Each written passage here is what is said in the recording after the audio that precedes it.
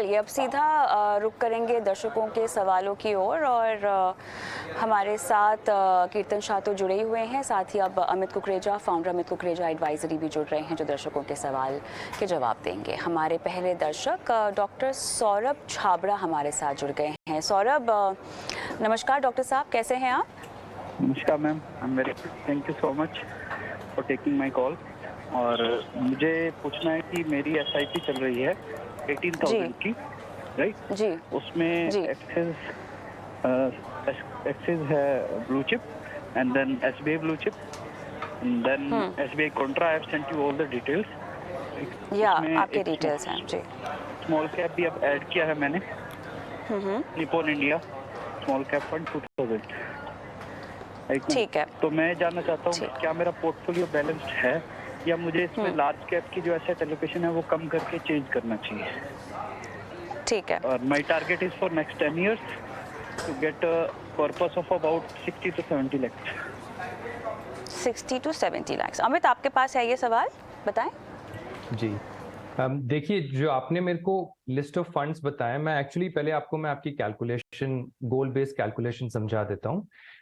अगर आप 10 साल तक ये इन्वेस्टमेंट करेंगे, मैंने आपकी जो नंबर्स आपने शेयर किए, मैंने उसमें आपकी यूलिप का 2500 ऐड कर दिया है, तो आपका जो 20,000 का एसआईपी है प्लस 2500, 22,500 का एसआईपी है। अगर यूलिप भी उतना ही रिटर्न देता है तो आप 11% पे 47.8 लाख एक्यूमुलेट कर सकते हैं, 12% पे 50,40,000 एक्यूमुलेट कर सकते हैं, 13% पे 53,17,000 एक्यूमुलेट कर सकते हैं, 14% पे और ज्यादा, 15 पे और ज्यादा। क्योंकि आपने फ्लेक्सी कैप फंड लिया है, एक टैक्स सेवर लिया हुआ है, एक दो इंडेक्स हैं, तो आप 11-12% एजम्पशन के साथ अपना पोर्टफोलियो का वैल्यू आराम से 48 to 50 लाख के आसपास अचीव कर सकते हैं 10 साल के पीरियड में। अब आपने पूछा इसमें जो फंड्स हैं उनकी एलोकेशन कैसी है। देखिए, मैं आपको बोलूंगा लार्ज कैप के लिए आप इंडेक्स फंड्स यूज कीजिए। निफ्टी इंडेक्स है यूटीआई का या एचडीएफसी का, या आप आईसीआईसीआई प्रूडेंशियल का भी निफ्टी 50 कर रहे हैं, वो भी अच्छा फंड है। एचडीएफसी का सेंसेक्स फंड भी ऐड कर सकते हैं। मेरा एसेट फोकस्ड अच्छा फंड है, टैक्स सेवर मेरा एसेट का अच्छा फंड है, पीजीएम फ्लेक्सी कैप अच्छा फंड है। तो ये 5 फंड और एसबीआई कॉन्ट्रा भी अगर आप ऐड कर लीजिए तो ये 6 फंड एक अच्छा कॉर्पस आपको एक्यूमुलेट करके दे सकते हैं और आपको अच्छा सा डाइवर्सिफिकेशन भी दे सकते हैं, कैटेगरी का एक्सपोजर भी दे सकते हैं। यूलिप का आपको time to time rate of return track करना चाहिए, और जहां पे लगे कि ये 9-10% का रिटर्न बीट नहीं कर पा रहा है after a holding period of 5 to 6 years, तो आप इस डिसीजन को रिविजिट करिए कि क्या उसमें आपको पेमेंट कंटिन्यू करनी है या स्टॉप करनी है। 15 साल का अगर होराइजन है तो आप इजीली 11-12% पे 98 लाख से लेके 1,10,00,000 तक एक्यूमुलेट कर सकते हैं। और 10 साल के एसआईपी में मैंने आपको बताया 48 to 50 लाख आप एक्यूमुलेट कर सकते हैं सेम एसआईपी अमाउंट पे।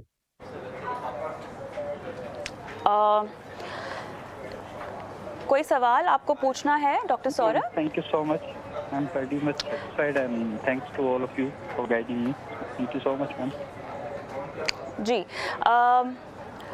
अमित, एक चीज़ जो मैं इनके सवाल पे फोकस नहीं कर पाई, इनके एक यूलिप प्लान पर, जो कि हमने शायद चर्चा नहीं की।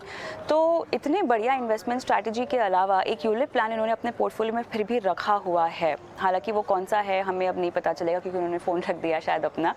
बहरहाल पूरी इक्विटी ओरिएंटेड पोर्टफोलियो में एक यूलिप प्लान क्या रखना सही होगा, या इसी पैसे को अगर वो किसी फंड में लगा दे तो शायद बेहतर होता है इनके लिए? देखिए, यूलिप प्लान जो होता है वो बाय एक्सीडेंट आ ही जाता है पोर्टफोलियो में। कभी कभी क्या होता है कि यूलिप के जो इलस्ट्रेशंस होते हैं, जो कैलकुलेशंस होते हैं, या उसमें जो अंडरलाइंग एक्सपोजर होता है वो मिड कैप या स्मॉल कैप का भी होता है, तो हो सकता है उस इलस्ट्रेटेड कैलकुलेशन में जो इनको दिया गया हो उसमें हो सकता है एक अच्छा रेट ऑफ रिटर्न दिखाया गया हो और उन्होंने साइन अप कर लिया हो। दूसरा, ये लो कॉस्ट फंड भी हो सकता है। तो it is very subjective call Kavita, and I would say अगर आप म्यूचुअल फंड्स में अच्छे से इन्वेस्टेड हैं और आप म्यूचुअल फंड्स के इन्वेस्टमेंट को अच्छे से समझते हैं, मार्केट साइकिल को समझते हैं, अपने बिहेवियर को समझते हैं, और अपने पोर्टफोलियो का डाइवर्सिफिकेशन के प्रिंसिपल्स आपके अगर क्लियर हैं, तो आपको और दूसरे स्ट्रक्चर्ड प्रोडक्ट या ऐसे फाइनेंशियल प्रोडक्ट्स में जाने की जरूरत नहीं है, क्योंकि म्यूचुअल फंड्स में ही इतनी वेराइटी है कि आपके जितने भी तरीके के गोल हैं जिनका होराइजन अलग अलग है, उन गोल्स को आप in various categories of mutual fund से एड्रेस कर सकते हैं। तो बस म्यूचुअल फंड की नॉलेज बना के रखिए और अपना फाइनेंशियल कोशेंट हाई रखिए, तो आप इसी टूल के जरिए काफी कुछ अचीव कर सकते हैं अपने इन्वेस्टमेंट्स पोर्टफोलियो में।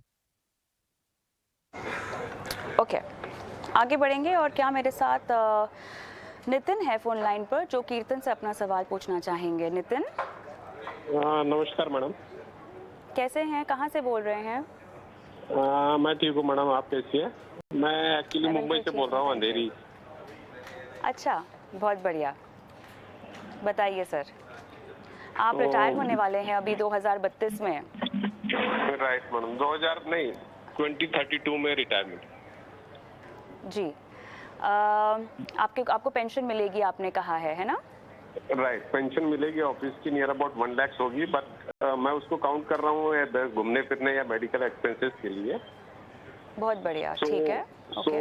मैं ये कर रहा था कि आज की अभी 9 साल है मेरे रिटायरमेंट को, तो इन्फ्लेशन पॉइंट ऑफ व्यू से मेरा मंथली एक्सपेंस कितना होगा? क्योंकि प्रेजेंटली मैंने मेंशन किया था 30,000 मेरा मंथली एक्सपेंसेस है एट प्रेजेंट। लाइबिलिटीज कोई नहीं है और ना इन 32 में रहेगी भी नहीं लाइबिलिटीज, बिकॉज मैं अपने घर में ही रहूंगा और 2 मेरी बेटियां हैं, तब तक के शायद शादी हो जाएगी। तो बस ये जानना है कि उस टाइम में इन्फ्लेशन पॉइंट ऑफ व्यू से जून आफ्टर 2032 के बाद मेरे क्या एक्सपेंसेस आने चाहिए मंथली, और उस मंथली एक्सपेंस को मेरे को मिलने के लिए अभी कितना इन्वेस्टमेंट करना है। एक्सपेक्टिंग लाइफ मैं 80 ईयर्स प्रोबेबली मेंटेन कर रहा हूँ क्योंकि अभी हेल्दी हूँ मैं, तो I don't know, but expected up to 80 years मेरे को क्या करना चाहिए इन्वेस्टमेंट पर। बिल्कुल नहीं, भगवान आपको अच्छी सेहत दे, यही कामना रहेगी हमारी। और बहुत बढ़िया तरीके से आपने सवाल उठाए हैं, और क्योंकि आप केवल 9 साल की दूरी पर हैं अपने रिटायरमेंट को लेकर, तो इस तरह के सवाल जहन में आना और अपनी आर्थिक स्थिति को बनाकर रखना रिटायरमेंट के बाद भी बहुत ज़रूरी होता है। कीर्तन हमारे साथ हैं। कीर्तन, इन्होंने बहुत बुनियादी तौर पर मजबूत सवाल पूछे हैं जो रिटायरमेंट प्लानिंग में बहुत अहम होते हैं। सबसे पहले तो इन्फ्लेशन को एडजस्ट करके इनके महीने का खर्च, ये जो बहुत बड़ा सवाल हर किसी के जहन में होता है रिटायरमेंट के बाद, क्योंकि आपकी एक इनकम रुक जाती है। इनके केस में हालांकि उन्होंने कहा कि 1 लाख के आसपास इनको पेंशन आ जाएगी, बहुत लोगों के केस में तो ऐसा भी नहीं हो पाता।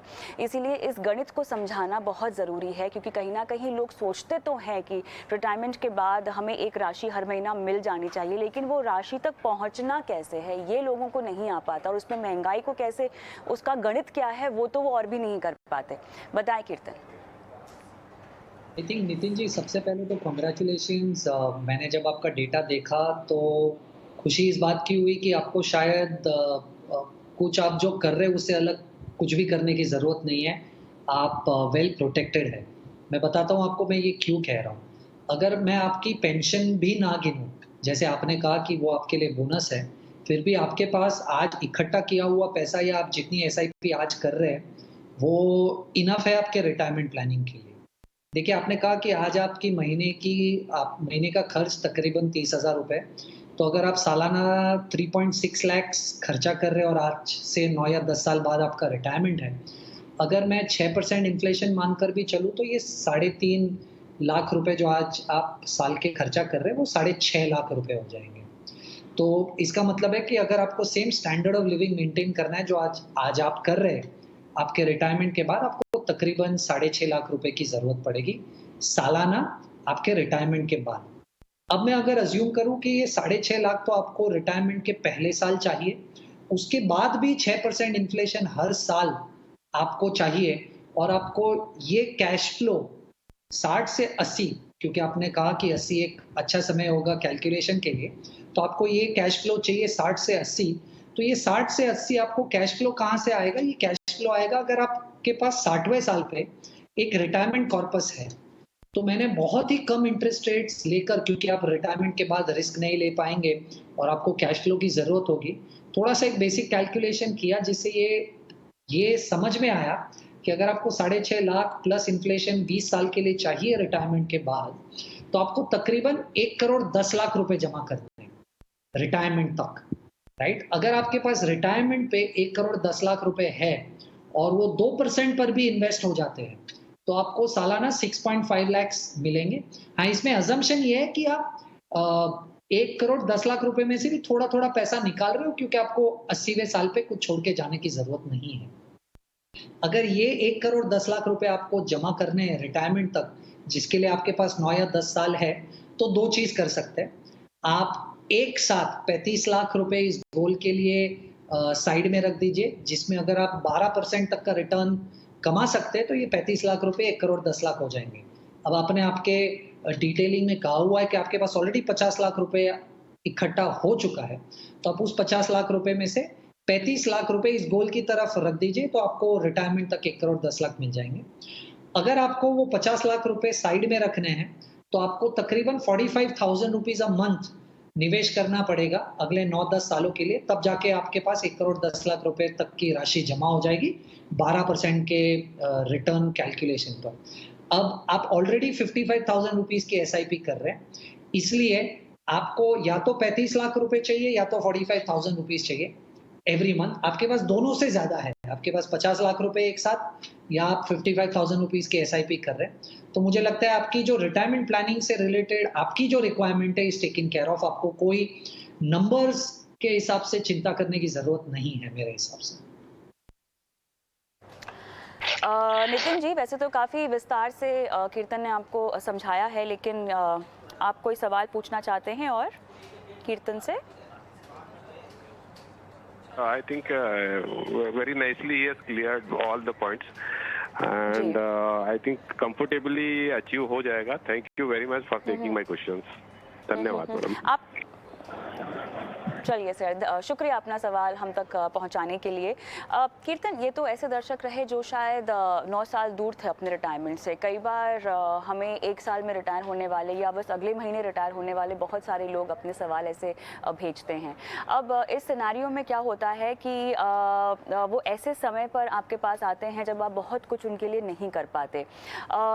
एक स्टैंडर्ड एज वैसे तो होती नहीं है रिटायरमेंट के लक्ष्य को तय करने की, जितना जल्दी हो सके आपको कर लेना चाहिए, बट अमूमन भारत में लोग सोचते हैं कि अच्छा बच्चों की पढ़ाई लिखाई हो जाए, उनकी शादी हो जाए, घर का जो लोन हो जाए, ये सब खत्म हो जाए, उसके बाद रिटायरमेंट के बारे में सोचते हैं, जो कि ये अप्रोच थोड़ी सी बदलने की ज़रूरत है।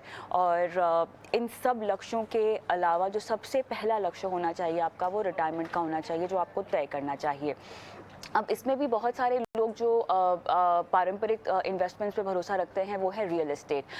रिटायरमेंट की इनकम के लिए भी क्या हम रियल एस्टेट और गोल्ड और स्टॉक्स और म्यूचुअल फंड्स जैसे एसेट क्लासेस पर भरोसा रख सकते हैं? अगर मैं एक थंब रूल समझना चाहूँ जहाँ पर आप डाइवर्सिफिकेशन के रूल को अप्लाई करना चाहे, तो कैसे इन सब के ज़रिए आप रेगुलर फ्लो को इंश्योर कर सकते हैं, सुनिश्चित कर सकते हैं, जो रिटायरमेंट के बाद आपको मिले? कीर्तन। देखिए, मुझे ऐसा लग रहा है कविता जी कि आपको जब रिटायरमेंट के बाद वाले पैसों से कैश फ्लो की ज़रूरत है, तो आपको सबसे पहले ये समझना होगा कि आपको एक प्री डिटरमाइंड कैश फ्लो चाहिए, और वो प्री डिटरमाइंड कैश फ्लो आपको फिक्स्ड इनकम एसेट से ही मिल सकता है, राइट? यानी अगर आप एफडीज़ में, पोस्ट ऑफिस में, सीनियर सिटीजन सेविंग स्कीम्स में या बॉन्ड्स में, इन जैसे प्रोडक्ट्स में पैसा निवेश करेंगे, वहीं से आपको एक क्लैरिटी आ सकती है कि इतना पैसा तो मुझे डेफिनेटली ज़रूर मिलने वाला है। आप म्यूचुअल फंड्स में, डेट में पैसा निवेश करके एसडब्ल्यूपी भी कर सकते हैं, राइट? तो सबसे पहला मेरा सजेशन ये होगा रिटायरमेंट के नज़दीक जो लोग हैं उससे, कि आप अगर आपको 1 लाख रुपए महीने का कैश फ्लो चाहिए, तो आप 1 लाख रुपया महीने का cash flow fixed income assets में निवेश करके ले लीजिए, उसके बाद एक्सपेरिमेंट कीजिए। अब दूसरे एसेट्स की अगर मैं बात करूं कविता जी, तो मुझे ऐसा लग रहा है, देखिए सबसे पहले तो जब आप गोल्ड की बात करते हैं, तो गोल्ड में एसजीबी के अलावा ऐसा कोई प्रोडक्ट नहीं है इंडिया में जो आपको एक रेगुलर कैश फ्लो देता है। तो आप शायद गोल्ड में या इवन रियल एस्टेट में एक बहुत बड़ी राशि आपकी ऑक्यूपाई हो जाती है उस रियल एस्टेट को खरीदने के लिए। उसके बाद उसका मेंटेनेंस, उसके बाद रेंट के लिए लोगों को ढूंढना, ब्रोकरेज देना, मेंटेन करना, और इंडिया में आज रेजिडेंशियल रियल एस्टेट में 2-3% से ज़्यादा यील्ड है नहीं। तो मुझे ऐसा लग रहा है कि रियल एस्टेट और गोल्ड जैसे प्रोडक्ट्स में अगर आपके पास बहुत ज़्यादा पैसा रिक्वायरमेंट से ज़्यादा है, तो आप देखिए, otherwise it should not be a priority to invest in these assets to generate cash flow. तो 2 तरीके से इस सिचुएशन को देखना चाहिए, मुझे ऐसा लग रहा है कि आपकी मिनिमम जो कैश फ्लो की रिक्वायरमेंट है, वो बेयर मिनिमम कैश फ्लो की रिक्वायरमेंट आप फिक्स्ड इनकम एसेट्स से पूरी कीजिए। उसके बाद अगर आपको थोड़ा-सा पैसा ग्रोथ के लिए इक्विटी में या गोल्ड में या रियल एस्टेट में लगाना है, तो आप कर सकते हो, क्योंकि आपकी फिक्स कैश फ्लो की जो रिक्वायरमेंट है इज़ टेकन केयर ऑफ। चलिए, मेरे ख्याल से इससे जुड़े और भी पहलू हैं जो हम आने वाले दर्शकों के साथ और चर्चा में लेकर आएंगे कीर्तन। बहरहाल हमारे साथ फोन लाइन पर क्या आशीष हैं? आशीष जी? Yes ma'am. जी, आपकी आवाज़ मुझे आ रही है। नमस्कार। थैंक यू मैम क्वेश्चन लेने के लिए।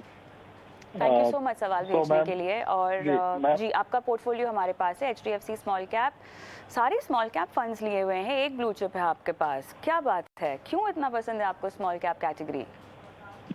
मैम एक्चुअली जो मैं म्यूचुअल फंड में इन्वेस्ट कर रहा हूँ, ये मैं एक फॉरगेट मनी की तरह यूज करना चाहता हूँ, जिसमें मेरा ध्यान भी ना रहे। और मैंने सुना है, अच्छा। मेरा एनालिसिस है कि स्मॉल कैप ज़्यादा यील्ड दे सकता है, तो इस पैसे पे मेरा मतलब वो नहीं रहेगा, मतलब इस पर डिपेंडेंसी मेरा नहीं रहेगा, तो लॉन्ग टर्म में ज़्यादा कॉर्पस इकट्ठा कर सकें। ओके, आप कोई रणनीति नहीं फॉलो करना चाहते, आपके ऐसे कोई आर्थिक लक्ष्य नहीं है जो आप इस पोर्टफोलियो से बांधना चाहते हैं? नहीं मैम, एक्चुअली मेरा मतलब है कि जैसे होता है ना कि 20 साल तक मैं इस पैसे को भूल जाऊं, तो हाँ। उसकी वजह से मतलब कहने का मतलब है। तो मैम इसमें पर इस एक्चुअली पैसे को आप बढ़ाएंगे भी? आप पैसे को Yes, बढ़ाएंगे ma'am. भी? अभी तो आप 8,000 कर रहे हैं। नो मैम, अभी वही आप इसीलिए मेरे और को 8,000 जानकारी करना चाहिए। चाहते हैं, ठीक है। हाँ हाँ जी तो जी। मैम एक्चुअली 3 स्मॉल कैप है। अभी मैंने थोड़ा क्वेश्चन आप लेने में थोड़ा टाइम लगा, तो उस समय तक मैंने ये पराग पर एक फ्लेक्सी कैप, वो मैं शो देखता हूँ, तो उसमें काफी फ्लेक्सी कैप को प्रमोट किया जाता है, तो उसको मैंने अभी इंक्लूड किया 1 हफ्ते पहले।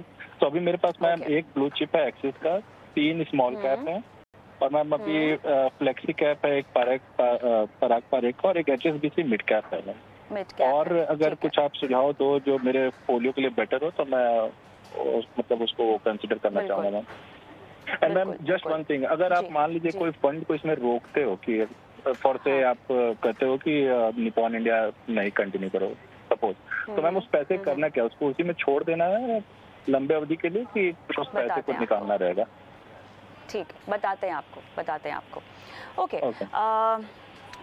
अमित, बहुत सारे पहलू हैं देखिए इनके सवाल के। सबसे पहले तो मुझे एक सवाल आपसे पूछना है ओवर डिवर्सिफिकेशन को लेकर, जो कि अमूमन लोग समझ नहीं पाते हैं। अब अगर कोई शख्स ये कहता कि उनके पास 4 लार्ज कैप फंड्स होते, तो इस तरह के फंड्स में तो अधिकतर समय देखा जाता है कि पोर्टफोलियो तमाम लार्ज कैप फंड्स का सिमिलर ही होता है। चुनिंदा लार्ज कैप की कंपनियां होती हैं जिनमें वो निवेश करते हैं, लेकिन एक फंड मैनेजर की एक्सपर्टीज़, उनका अनुभव और उनकी स्ट्रैटेजी शायद मिड कैप और स्मॉल कैप में ज़्यादा काम आती हैं। और इसीलिए हम कहते हैं कि आप एक फ्लेक्सी कैप ले लो, उसके बाद अलग से भी अगर आप एक स्मॉल कैप या मिड कैप लो तो कोई प्रॉब्लम नहीं है। लेकिन यहाँ पर तो इनके पास 3 स्मॉल कैप हैं, ठीक है। उसके बाद इन्होंने अलग से एक फ्लेक्सी कैप भी अभी ले लिया है, मिड कैप भी ले लिया है। अच्छी बात रही कि इन्होंने एक लार्ज कैप भी शामिल कर लिया अपने पोर्टफोलियो में। लेकिन अब इतने स्मॉल कैप रख कर क्या एक्सपेक्टेशंस हो सकती हैं आपकी? आप रिटर्न ज़्यादा कमाना चाहते हैं, जो कि अगर आप शायद स्टॉक्स के ज़रिए इस नज़रिए को समझना चाहें तो आप फिर भी एक बार वो रणनीति हम समझ पाएंगे, क्योंकि लोगों को जल्दी मुनाफा कमाना होता है। हालांकि उसमें हाई रिस्क हाई रिटर्न वाली बात भी होती है, लेकिन फंड्स के लिहाज से अगर मैं समझना चाहूँ, आपने 3 स्मॉल कैप पोर्टफोलियो में रखे हैं, इस केस में ये किस तरह का ओवर डिवर्सिफिकेशन का केस है, या जो फंड्स इन्होंने शामिल किए हैं आपकी पढ़ाई लिखाई के मुताबिक अमित ये अलग तरह के फंड्स हैं, तीनों का पोर्टफोलियो डाइवर्सिफिकेशन, एलोकेशन, एक्सपोजर अलग अलग है, क्या कहेंगे आप? देखिए, मुझे 2-3 चीजें हाईलाइट करनी है आशीष को। पहला, एक इन्वेस्टर जब सेम कैटेगरी के मल्टीपल फंड्स ऐड करता है तो उसकी अंडरलाइंग फिलॉसफी जो होती है या रीजनिंग जो होती है, और जो जरूरी नहीं है कि वो सही हो, वो ये होती है कि ये तीनों बहुत अच्छे रिटर्न्स देंगे इन आइसोलेशन।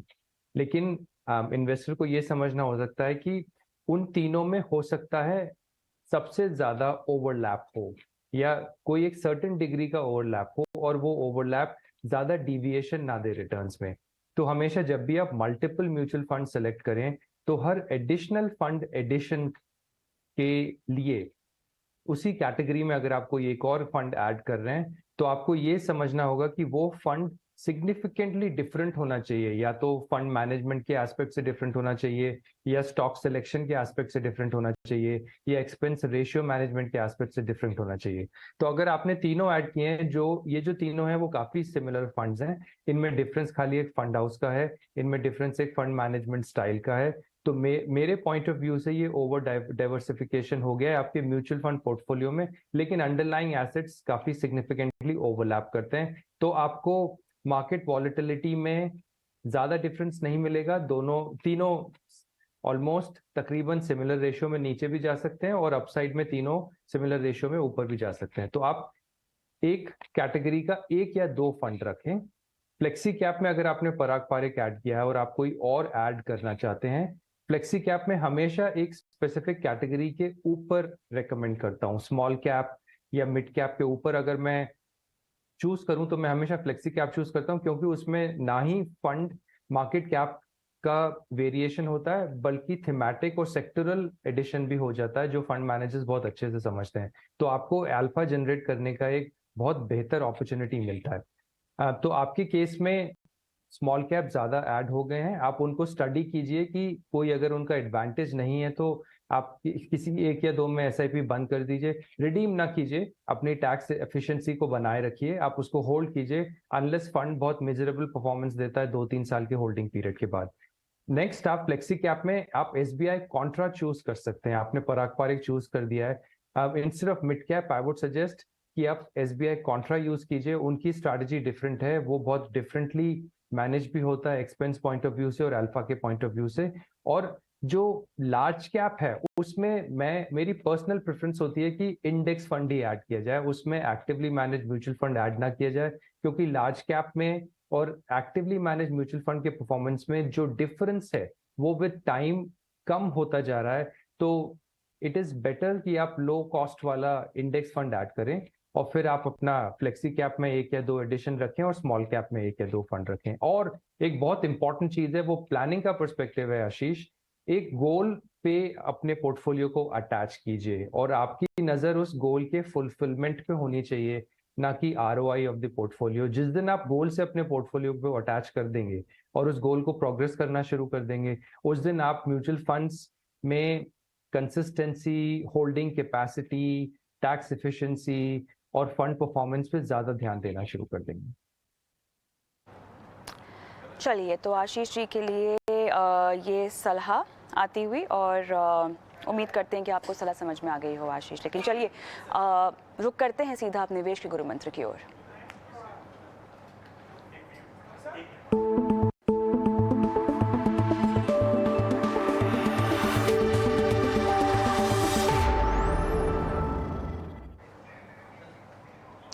ऑलराइट कीर्तन, निवेश गुरु मंत्र आपका।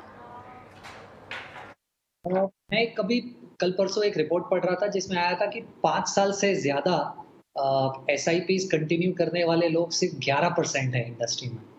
यानी 89% लोग ऐसे है जो 5 साल से ज्यादा अपनी SIPs कंटिन्यू नहीं करते।